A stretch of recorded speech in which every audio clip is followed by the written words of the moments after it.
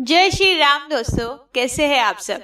आइए आज हम बात करेंगे पुरुषोत्तम मास का अध्याय 3 अधिक मास महात्म्य तृतीय अध्याय मल मास का बेखुट में जाना। सूत जी के श्री मुख से पवन कथा सुनते हुए ऋषि बोले, हे महाभाग, नर के मित्र नारायण नारद के प्रति जो शुभ वचन बोले वह आप विस्तार पूर्वक हमसे कहे। श्री सूत जी बोले, हे द्विविद सोमा, नारायण मैंने नारद के प्रति जो सुंदर वचन कहे वह जैसे मैंने सुने हैं वैसे ही कहता हूँ, आप लोग सुनो। नारायण बोले, हे नारद, पहले महात्मा श्री कृष्णचंद्र ने राजा युधिष्ठिर से जो कहा था वह मैं कहता हूँ, सुनो। एक समय धार्मिक राजा अजातशत्रु युधिष्ठिर छल प्रिय धृतराष्ट्र के दुष्ट पुत्रों द्वारा दृढ़ क्रिया में हार गए। सबके देखते देखते अग्नि से उत्पन्न हुई धर्मपरायण द्रौपदी के बालों को पकड़कर दुष्ट दुशासन ने खींचा और खींचने के बाद उसके वश से उतारने लगा। तब भगवान श्री कृष्ण ने उसकी रक्षा की। पीछे पांडव राज्य को त्याग काम्यन में चले गए। वहां अत्यंत क्लेश से युक्त वे वन के फलों को खाकर जीवन बिताने लगे। जैसे जंगली हाथियों के शरीर में बाल रहते हैं, इसी प्रकार पांडवों के शरीर में बाल हो गए। इस प्रकार दुखित पांडवों को देखने के लिए भगवान देवकी सुत मुनियों के साथ काम्यन में गए। उन भगवान को देखकर मृत शरीर में प्राण आ जाने की तरह युधिष्ठिर, भीमसेन, अर्जुन आदि प्रेम विहल होकर सहसा उठ खड़े हुए और बड़ी ही प्रीति से श्री कृष्ण से मिले और भगवान श्री कृष्ण के चरण कमल के में भक्ति से नमस्कार करने लगे।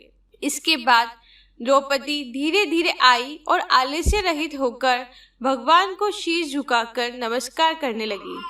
भगवान श्री कृष्ण ने उन दुखित पांडवों को रुरु मृग के चर्म के वस्त्र पहने देखा।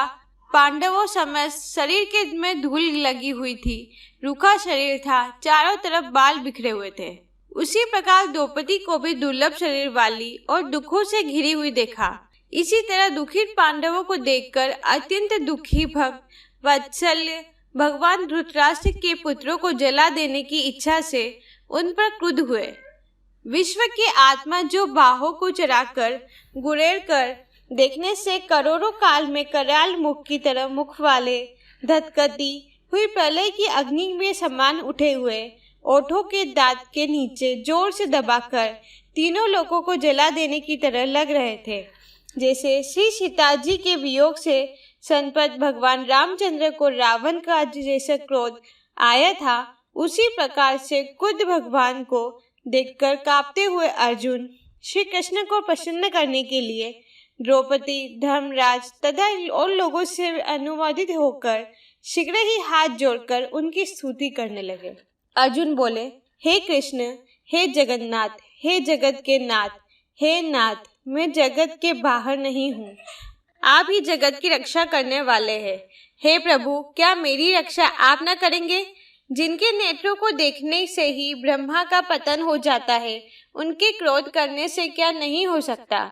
ये कौन जानता है कि क्रोध से संसार का पालन प्रलय हो जाता है? संपूर्ण तत्व को जानने वाले के कारण वेद और वेदांग के बीच के चित्त आप साक्षात श्री कृष्ण है। मैं आपकी वंदना करता हूँ। आप ईश्वर से चर्चात्मक संसार को आपने उत्पन्न किया है। सर्व मंगल के मंगल है और सनातन के भी बीज रूप है। इसलिए एक जने के अपराध से आपके बनाए समस्त विश्व का आप नाश कैसे करेंगे? कौन भला ऐसा होगा जो मच्छरों को जलाने के लिए अपने घर को जला देता है? दूसरों की वीरता को मर्दन करने वाले अर्जुन ने भगवान से इस प्रकार निवेदन कर प्रणाम किया। इसके बाद सूत जी ने कहा, अर्जुन की ये बात सुनकर श्री कृष्ण जी ने अपने क्रोध को शांत किया और स्वयं भी चंद्रमा की तरह शांत हो गए। इस प्रकार भगवान को शांत देखकर पांडव भय से मुक्त होकर प्रेम से प्रसन्न मुख एवं प्रेम विहल हुए। सभी ने भगवान को प्रणाम किया और जंगली कंद, मूल, फल आदि से उनकी पूजा की। फिर श्री नारायण भगवान बोले, तब शरण में जाने योग्य भक्तों के ऊपर कृपा करने वाले श्री कृष्ण को प्रसन्न जान विशेष प्रेम से भरे हुए नम्र अर्जुन ने उन्हें बारंबार नमस्कार किया। जो प्रश्न आपने हमें किया है वही प्रश्न उन्होंने श्री कृष्ण से किया। इस प्रकार अर्जुन का प्रश्न सुनकर क्षण मात्र मन में सोचकर अपने सुहाद्र पांडवों को और व्रत को धारण की हुई इस प्रकार अर्जुन का प्रश्न सुनकर क्षण मात्र मन में सोचकर अपने सुहाद्र पांडवों को और व्रत का धारण की हुई द्रौपदी को आश्वासन देते हुए वक्ताओं में श्रेष्ठ श्री कृष्ण पांडवों से हित कर वचन बोले। श्री कृष्ण जी बोले, हे राजन, हे महाभाग, हे विभव, अब मेरे वचन सुनो।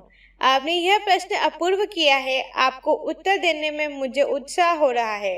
इस प्रश्न का उत्तर गुप्त से गुप्त है, ऋषियों को भी नहीं विदित है। फिर भी हे अर्जुन, मित्र के नाते अथवा तुम हमारे भक्त हो, इस कारण से हम कहते हैं। हे सुभद्र, वह जो उत्तर है वह अति उग्र है, अतः क्रम से सुनो।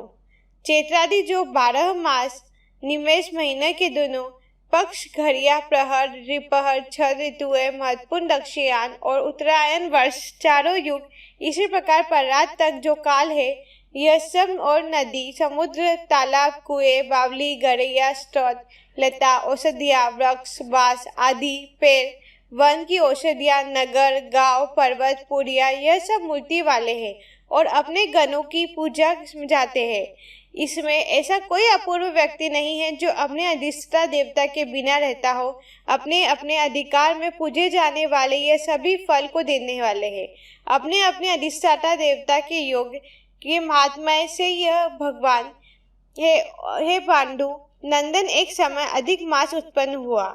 उस उत्पन्न हुए असार निंदित मास को सब लोग बोले कि यह मलमास सूर्य की संक्रांति से रहित है, अतः पूजने योग्य नहीं है। यह मलमास मल रूप होने से छूने योग्य भी नहीं है और न शुभ कार्यों में अग्रणी है। इस प्रकार के वचनों के लोगों के मुख से सुनकर यह मलमास निर्द्रोह प्रभारहित दुखों से घिरा हुआ अति खिन्न मन, चिंता से ग्रस्त मन होकर व्यथित हृदय के मरणासन की तरह हो गया। फिर यह धैर्य धारण कर मेरी शरण में आया। हे नर, वैकुंठ भवन में जहाँ मैं रहता था वहाँ पहुँचा और मेरे घर में आकर मुझे पुराण परम पर पुरुषोत्तम को इसने देखा। उस समय अमूल्य रत्नों से जड़ित स्वर्ण की सिंहासन पर बैठे मुझको देखकर यह भूमि का पर साष्टांग दंडवत कर हाथ जोड़कर नेत्रों में बारंबार आंसुओं की धारा बहता हुआ धैर्य धारण कर गदगद वाणी से बोला, ना कहकर सूत बोले। इतनी कथा कहकर भगवान नारायण चुप हो गए। इस प्रकार नारायण के मुख से कथा सुन भक्तों के ऊपर दया करने वाले नारद मुनि पुनः भगवान नारायण को बोले। नारद जी बोले, हे प्रभु, इस प्रकार अपनी पूर्ण काल से विराजमान भगवान विष्णु के निर्मल भवन में जाकर भक्ति द्वारा मिलने वाला, जगत के पापों को दूर करने वाला, योगियों को भी शीघ्र न मिलने वाला, जगत को अभयदान प्रदान करने वाला ब्रह्म रूप मुकुंद जहाँ पर थे उनके चरण कमलों की शरण में आया हुआ अधिक मास इसके बाद क्या बोला। इति श्री ब्रह्मनारदीय पुराणे पुरुषोत्तम मासे अधिक मासे वैकुंठ पदार्पण नाम 3य अध्याय समाप्तम। अगर आपको मेरा चैनल पसंद आया तो प्लीज सब्सक्राइब करना ना भूलें। धन्यवाद।